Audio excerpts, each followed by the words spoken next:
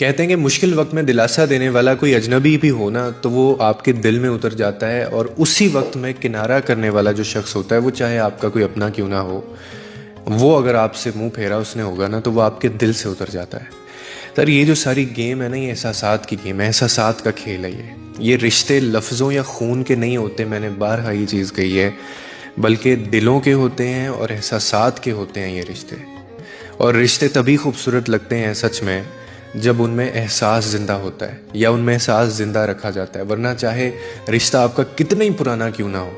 आप बचपन से साथ आ रहे हैं, लेकिन अगर एहसास मर जाएगा उस रिश्ते के अंदर तो फिर कोई भी रिश्ता वो एक बिल्कुल लाश की तरह है। मोहब्बत, वफा, कुर्बत,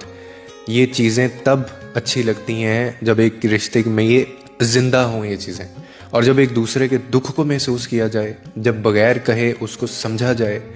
या जब किसी के चेहरे की जो खामोशी है वो भी बोलती है और आप उसको भी महसूस करें। असल रिश्ता वही है जिसमें एहसास मरने ना दिया जाए। और मैं अक्सर ये कहता हूँ कि जहाँ हर खामोशी के पीछे समझ हो और हर दिलासा दिल से दिया गया हो, असल में वही रिश्ते हैं